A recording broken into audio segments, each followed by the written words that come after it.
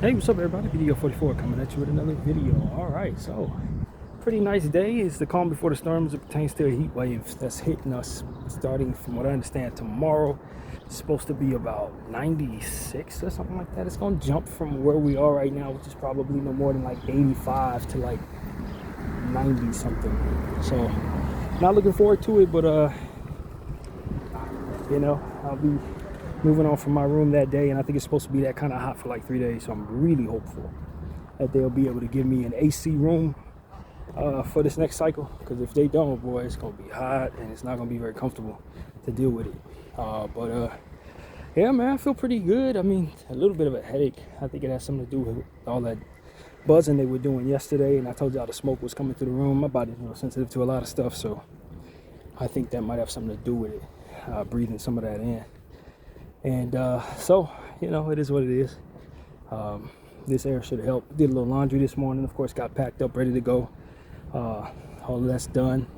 Got off to a late start because, of course, this stupid time change. My body clock is already thrown off, getting up at like 10 in the morning, which is now like 11. So that's my body clock needs to reset back to where I want it to be, but that's been a real challenge for me for some reason. Getting myself up before 10 o'clock has just been extremely difficult for the last, say, month and a half or so. But I better get it right, because tomorrow I got to be out of this room by 12. So getting up at 11 o'clock is not going to be acceptable. So I already set my alarm for that. And of course, checkout is at 10 in the motel, as you guys know. So obviously getting up at 10 means I'm going to owe them money. So that's not going to happen. So yeah, man, that's what's going on with me. But aside from that, I'm feeling pretty good. Just paying attention to what's going on in the world, as I always say, man. I'm trying to use my voice to the best of my ability. Of course, this war is what everybody's talking about. And, Iran has put out some, from what I understand, they put out some terms, I guess you can say, terms for what will end the war. Go ahead, brother. Some terms that are in the war, and essentially what they're saying is, more or less, they want a lot of different things, including America, to leave the Middle East. They want an apology for the killing of Khamenei. They want sanctions lifted from all of the Middle East, and tariffs, rather, would be the word, I think, from all of the Middle East. They want a lot of different things, and I think what they're asking for is reasonable. I think they said they want all of the offenders who are Iranian to be released to Iranian custody. Everybody we got in prison that's Iranian need to go back home to be persecuted there, which I don't think those people should want. Because some of the stuff that what you've done here to get you a life sentence, they'll hang you for over there. So that's a whole nother story for those people. But it is what it is, man. This is what the bed we made for ourselves as a country, letting Donald Trump be the president, man, knowing what we understood about him. He was a criminal, should be in prison, somehow is free.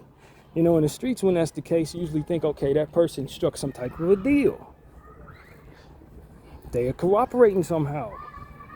And a politician who used to be president gets indicted on 1 million different felonies, stays free, and he immediately becomes president.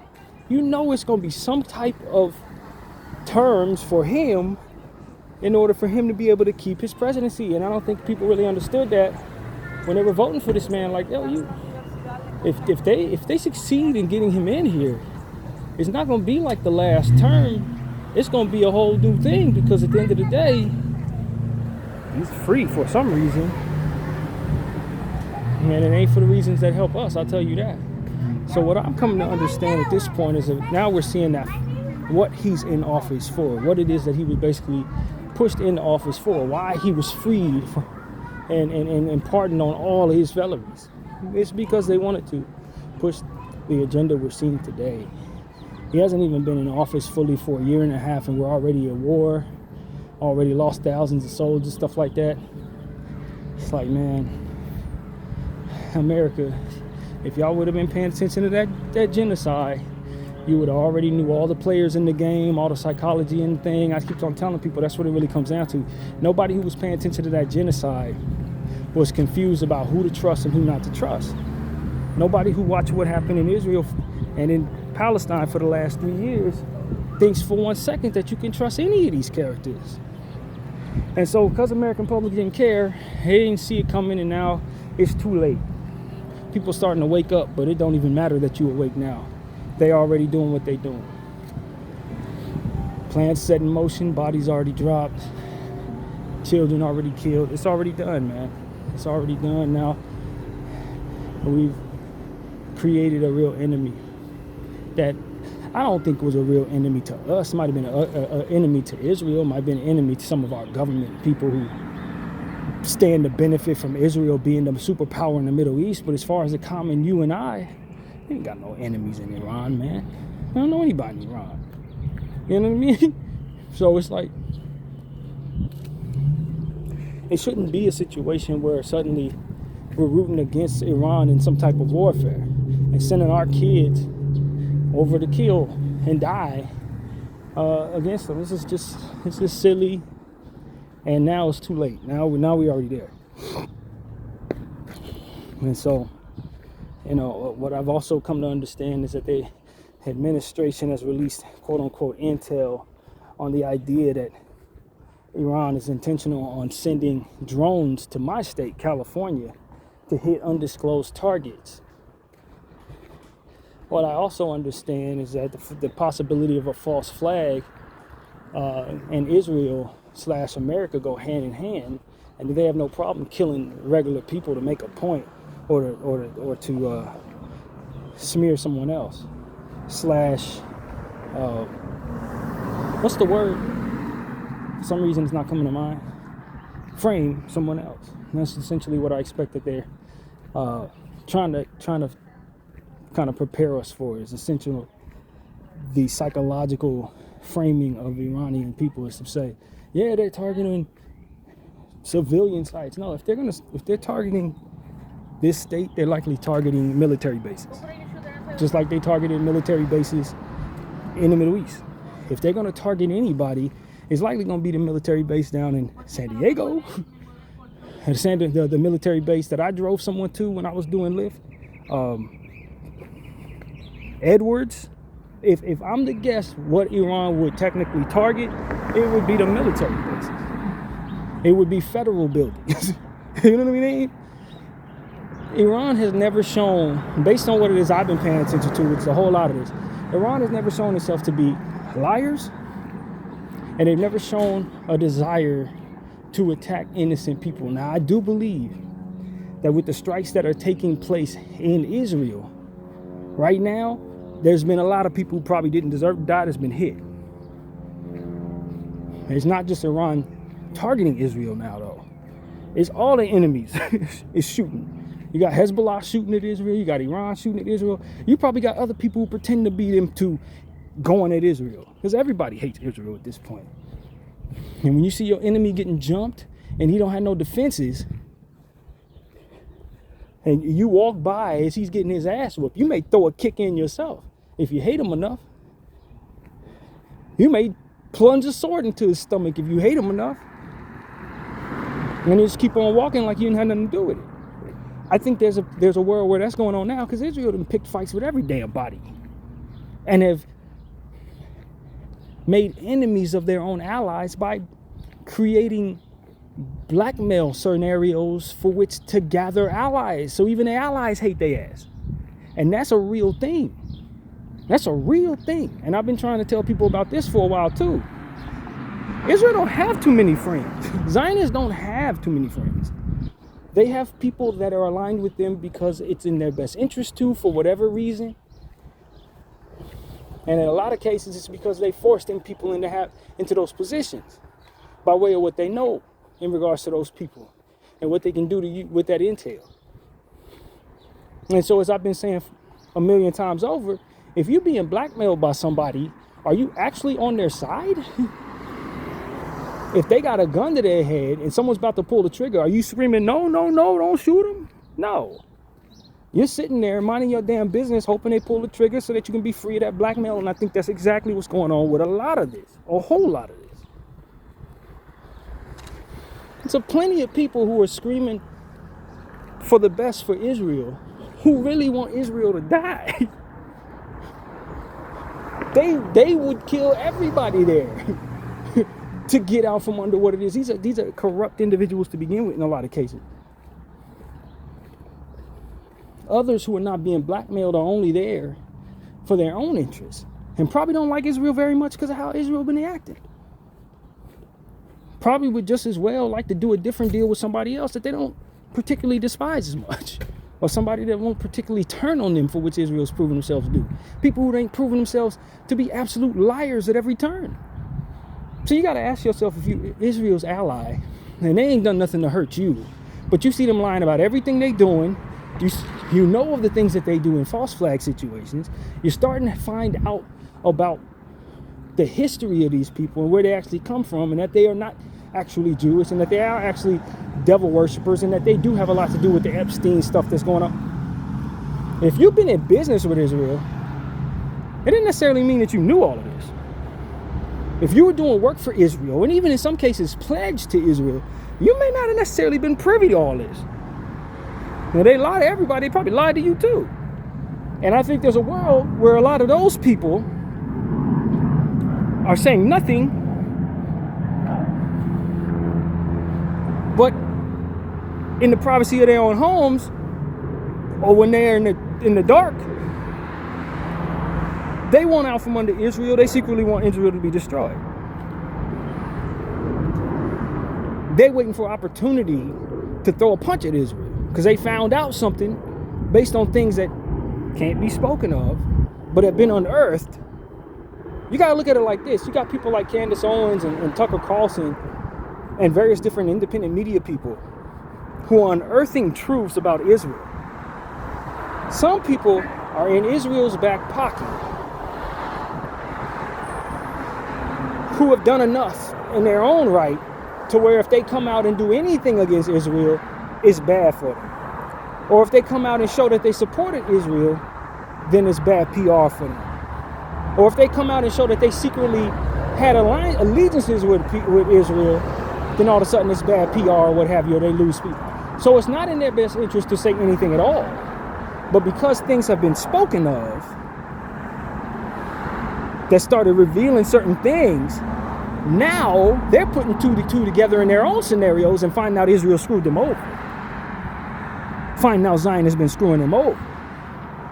They heard a certain thing that was said in one of these platforms I just said, or somewhere else, and started having the gears in their heads start to turn, like, wait a minute. So you trying to tell me that wasn't how that went? That's what they were doing with the money I was sending them? So that would explain why they didn't pay me in that scenario. So that would explain to me what happened to that person who died. They told me it was something. It's a lot of that going on. And none of those people are about to come out in front and say, see, I was screwed over by these people. Because if they do that, they look bad. So they got to shut their mouth. But secretly, they're growing a certain frustration, a certain anger, a certain hatred. And what can they do with that? Change their position on things secretly. Go behind the scenes and start doing things differently. Go into their back channels and start plotting a way to exit the situation. Start to dry snitch and moonwalk. And oops, accidentally said the truth about something. I'm telling y'all, when you got an entity that's been lying to everybody, strategically and habitually, and have been bullying people and torturing people and harming people, and then also with their other hand doing big, huge, massive deals with individuals who pride themselves on having prestigious and brands and are considered to be very serious players in whatever game. When those two things come together, sometimes the kill switch, whatever would initiate total implosion, is not present for us to see but secretly burning underneath. And I believe that the environment for that to be the case for the Zionists and the Israel regime in America is the case. I think you got some people who are still singing the tune, but they're moonwalking. They starting to dry snitch. They making deals, underhanded deals, to stab Israel and Zionism in the back. Because a lot has been revealed that a lot of them didn't even know. I've been watching, once again, Candace Owens, and she's been doing a documentary on Erica Kirk. And some of the stuff that she's unearthing in regards to Erica Kirk's, I would be very surprised if Erica Kirk actually even knew all of this. Some of this information, I don't think Eric even knew. Things about her great-grandfather, cousins. People tell one another lies. People coerce people by using motivational rhetoric and brainwashing and stuff like that within families to get people to go along with agendas. You trust me, so do what we do. We're going to get you where we want to go. Especially when they had them as children. When they had a hold of them as small children and raised them.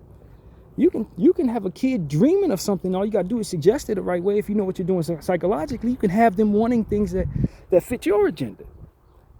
You know, messing with their mind in such a way. And I think Erica Kirk, that's probably what happened to this woman. And some of the stuff that's being revealed to all of us is probably also being revealed to her. In the process of that being the case, who knows what her position is going to be now that some of this stuff is out. Not only is this an investigation into her life, it's an investigation into her mama, her investigation into her grandparents. You think they told that young lady all the stuff that happened in their family? Especially some of this illegal stuff? They probably didn't even tell her. She probably didn't even know. She probably was going along with a lot of it, but some of that stuff, no, they weren't honest with her about. That's just the environment this is. I mean, some things you don't even need to know the details. Just say, okay, they lied about this, they lied about that. They secretly did this, they secretly did that. And now they got her nestled in a position to do all of this and that. You think they told her everything? Of course they didn't.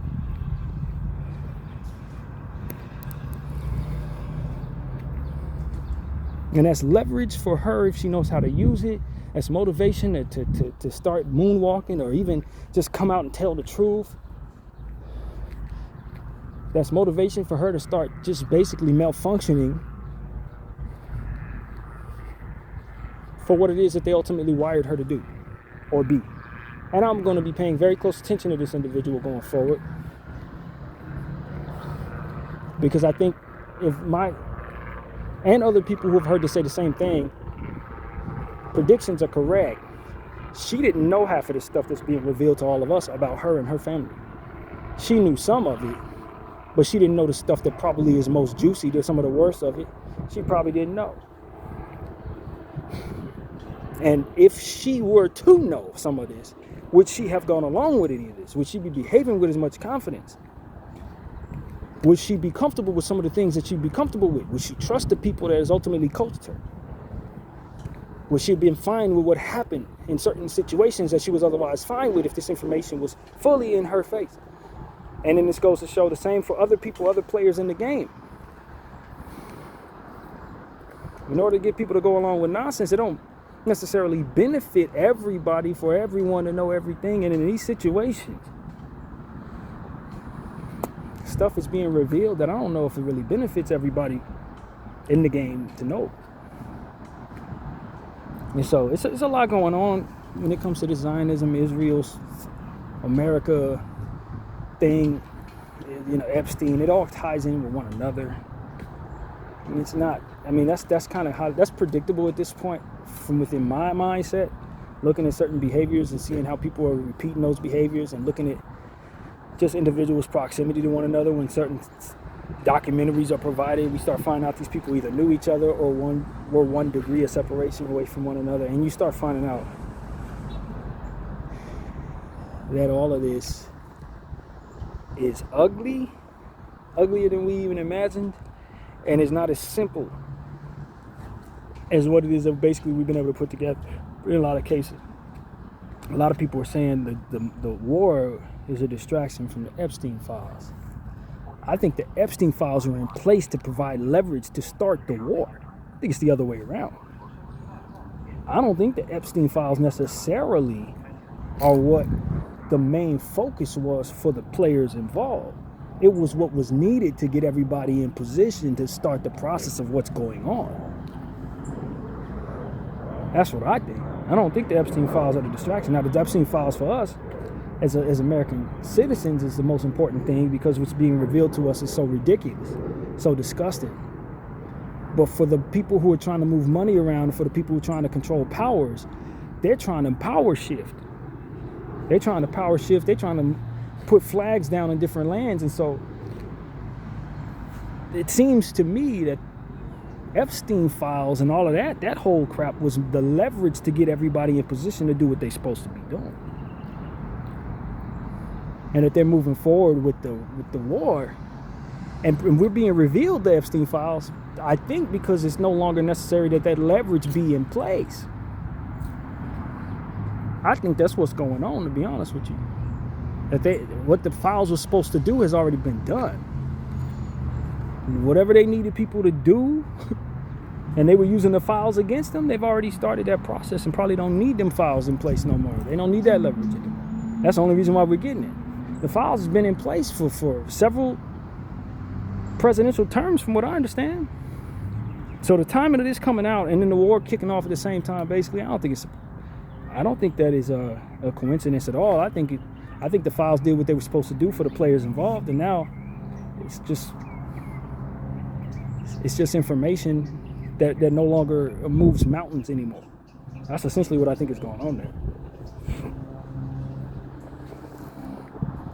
It's ugly, man. This is ugly times, ugly stuff. But and look, I'll say something else too. You and I, when we talk on this camera, I've said under this 3 million times and told you this is a spiritual war, and I still believe that very much. But I also think that there are some big players involved that are using the spiritual narrative when it's not the center of what they're trying to do. And there are people who are using the land oil narrative when what their main focus to do is the spiritual stuff. I think you got both going on at the same time.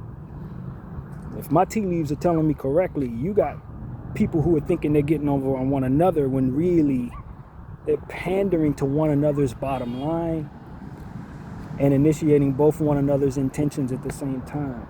It's the spirit of the deception of the enemy of God in place in the details of the situation. On one hand, you got people pretending to be spiritual who really just want to take over this land and destroy those people and bring that power down so they can take over. And then there are other people who swear to God they care so much about that stuff when really they're trying to bring about the end of the times and bring back the Messiah or the Antichrist or whatever the hell they're trying to do. And they both think they get over on each other. I really think that's what's going on there. I really believe that. At this point, that's what I'm gathering. They both think they're getting over on one another. They both think they're using one another. It's just... And they're all going to turn on one another. And that part is obvious, man. When you look at it from a spiritual perspective, it makes so much sense. These people are destined to fight with one another. Their plans are going to fail at some point, and they're going to start turning on one another. And when they do, it's going to be a bloodbath. And that fight, I think, is going to kill a lot of civilians. That fight is ultimately what's going to put a lot of people at risk. When the bad guys start realizing that the only people they really can beat up is each other. The people of God, they ain't having no success against. And I would just tell Iran, and this is something similar, if anybody in Iran was listening to me, I would just tell them, keep your reputation intact. Don't start allowing the temptation of the pain of what you're going through with these people killing your kids and killing your leader and all that. Don't let that make it so that you start doing things that are against your morals, because once you do that, the devil has won, and then you lose the people, and then it becomes something different. Right now, Iran still has a lot of love from people who are aware of what's going on there from a different perspective than what is being presented to us by our media. But if they decide to lose their cool and start targeting American civilians, they're going to lose that support. And that's their true leverage out here.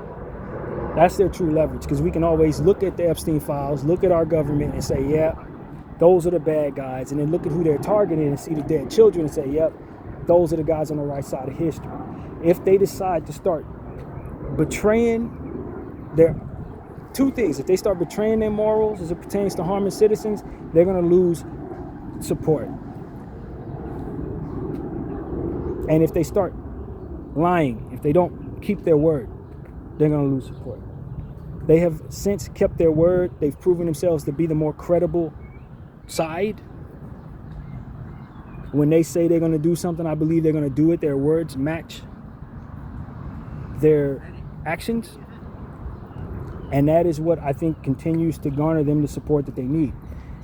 And mind you this, I don't think anybody's expecting that they're going to break their word or that they're going to start harming civilians. I don't think that anybody expects that they're going to do that who's informed enough to understand that the rhetoric that we've been given through our media is false. I don't think anybody who's been paying attention to what I'm paying attention to will expect that they're going to do anything like that. But if for some reason they do, and this is the environment where people start losing their soul, start losing their cool, this is the environment when people start saying, you know what, you hurt my loved ones, I'm going to attack whatever I see that has a flag on it. Once you start doing that, the devil is won. And at that point, it becomes a situation where you have a different wave of support for joining the military. You see what I'm saying? Because this is where I think they're losing. America's really losing. They don't have the support of the people. And the people, of course, turn into financial support, overall sentiment. You have art and different celebrities using their voices to speak out. You have people comfortable sending their kids to the military to fight what they would feel is a just war. None of that this regime has right now. None of it. Everybody who's there in that situation has either been eating the wrong stuff as it pertains to propaganda, or they're aligned with the stuff that isn't right, and they just are fine with us doing it. That's not too many people. That's not too many, man. A good majority of people at this point are vaguely aware that we're not the good guys. All right? I think most people get that. So as long as Iran doesn't do anything to mess up their reputation in that regard, there will only be so much coming at them. Only but so much of what America provides coming at them. If this turns into a long-term war, our military is going to be more scarce than it's ever been. You're going to be using more independent contractors from overseas and different people to try to fight this war than ever, because you won't have none of the people. You won't have none of the people.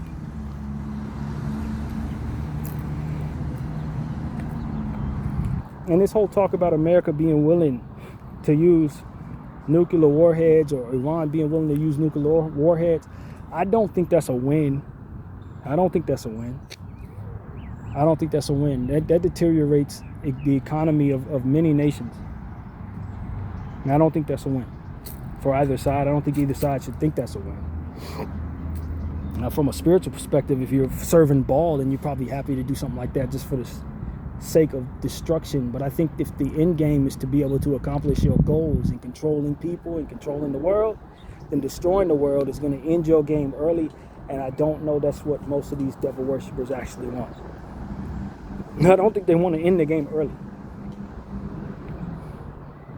And good people don't want to destroy the world, because obviously that's wrong. Amongst other most obvious reasons.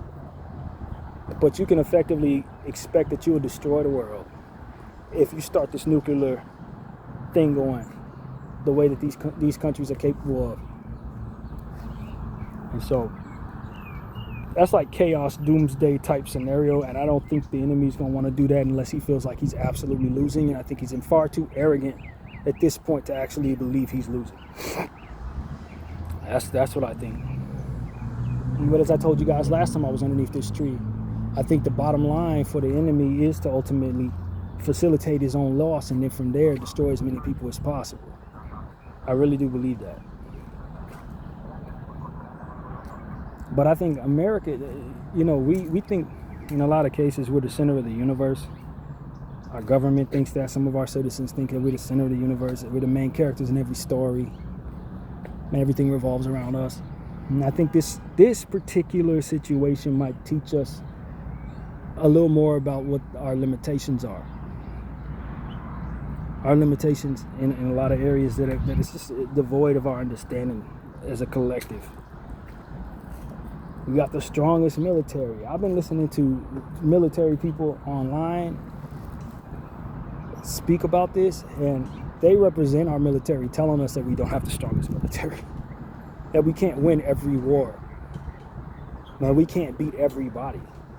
And the realities of war is not just you go out and deal with some battles and that's it. You can weaken your defenses by getting involved in too many battles, and then you have other enemies, just like I described in regards to Israel, who could potentially want to beat you up because they see you weakened.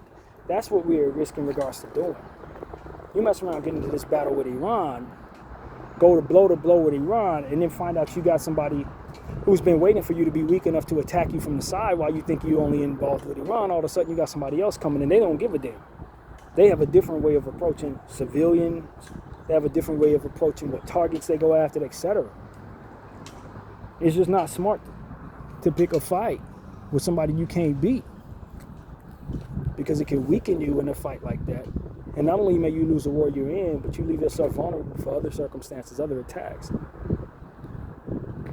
And it's just like I said about Israel, America got a lot of enemies. Got a lot of people who are in bed with us because they have to be and don't necessarily like us very much. That type of stuff is like, and I've said this on this camera several times, it's wise not to be beefing with too many people at once in the streets, and when it comes to the government and etc. Business-wise, it's very, very smart to not be beefing with too many people at once, because you don't know where it's coming from. You don't know what waves could be coming at you. You don't know how far someone else is going to take it if they think they can get away with saying somebody else did it. It just becomes too much. If I know I only got one enemy or two enemies, it's only one or two places it could potentially be coming from. It's only two entities that can potentially click up and jump me. If I got 9 or 10 enemies, you could have different click-ups going on over there. You can have side deals over there. There's so many different things that can end up happening to you. You can have them all rush you at once. You can have them come at you in waves. You can have them retreat. Like, it could be so many different things that could happen to you because you're beefing with too many people. You could be winning a battle and all of a sudden you get King Von. Somebody come out of nowhere and pop you while you win it. Like, it's so many different things that can go wrong. And I just think that America and Israel specifically has made so many enemies. They beefing with so many people at once, to where maybe they, in theory, together could be strong enough to fight off a war against any one single entity. But the waves of different enemies coming your way repeatedly, some more patient than others, nah, you're asking to be defeated. You're asking to be worn down, to be ripe for the taking. And so, the wisdom is missing. People may have strategy, people may have leverage, people may have resources, people may have weapons, but the wisdom seems to be lacking from these people. Why you shouldn't, just because you're able. As I say about certain rights, you may have the right to do it, but is it right that you do? Maybe it's not right that you exercise that right. Maybe you should choose your battles. You know what I mean? When you don't have that type of wisdom, you can find yourself in some messed up scenarios. You know what I mean? And so that's what I think. That's where this is taking me. This is what this war looks like to me. Like an unwise entity with a whole lot of power moving forward, selfishly, without any regard for its own reputation or for others' safety, for the sake of just creating either chaos or sacrificing, people to its God, or whatever they're trying to do. Whatever they're doing, they're not doing it in a very wise and calculated way. And there holds some great lessons to be learned, some great losses that come from moving that way, for being that reckless, for moving that way. And so that's my thoughts, man. Pray for everybody. It's gonna land on me, you know what I mean? Obviously, I'm in California. Clearly, at this point, we have every reason to believe that either Iran's gonna attack some of our military bases, or that people who call themselves our allies are gonna sacrifice us to Baal in the name of framing Iran. And that is what I ultimately would think we should all be concerned with here in my state. You know, I think there's a world where Iran could potentially want to target military targets. But I think if they decide they want to, based on what it is they've shown us, they will say something like that. Like, our intention is to target military targets, and we're going to do that. If my administration, who governs over me, who's hid the Epstein files from me for the last however long it's been, who allowed for those occurrences to take place in the first place, and have not arrested a single soul in regards to these files, tells me that who they've picked a fight with, suddenly wants to do something that they never claimed to want to do despite having a very good reputation for telling the truth, I'm going to automatically assume that my administration is lying to me and is more or less threatening me. And that's exactly, as a Californian, I feel like is going on there. As soon as they said Iran was targeting California, that to me meant a false flag is coming. And it's going to be Israel and America behind it, man. That's, at this point, that's the only thing to look at. And they may not like that that's what we see there, but it's not like they've done a good job of covering up their reputation. They've done nothing to cover their reputation, yo. They've done nothing to cover their reputation. They've done nothing but lie and destroy their reputation out here. And so even if they were to go tell the truth, nobody's going to expect that they are. That's why you don't cry wolf. My mother used to tell me all the time, don't go crying wolf. Don't go saying that people did stuff to you that they didn't do, because if something actually happened to you, you lose credibility and nobody going to believe you when you tell the truth. That's a childhood story that provided a great deal of wisdom.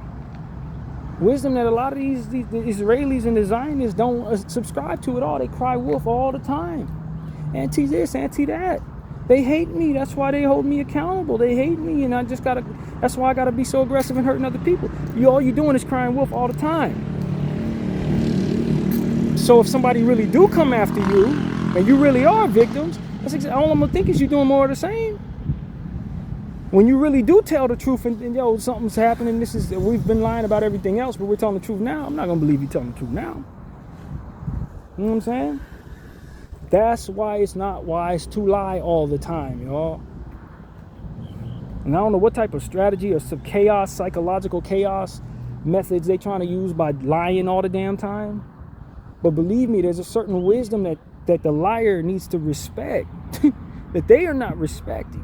While they're trying to do all this wear you down with the lie stuff, they've killed their credibility, and nobody's going to trust them, and everybody's going to think the worst of them, and anything that takes place is going to be expected that they did it, and they've created that reputation. They've created it. So if they do a false flag, or even if it ain't a false flag, we're going to look at them first, not who they tell us did it. Iran could very well target civilians. Very well. And the first thing a civilian like me going to think, if I'm still alive, is Israel, America, they did this. And that's a dangerous place to be too, when you really consider it. It's a very dangerous place to be. Because essentially your quote-unquote enemy could very well frame you. They have all the leverage to do that.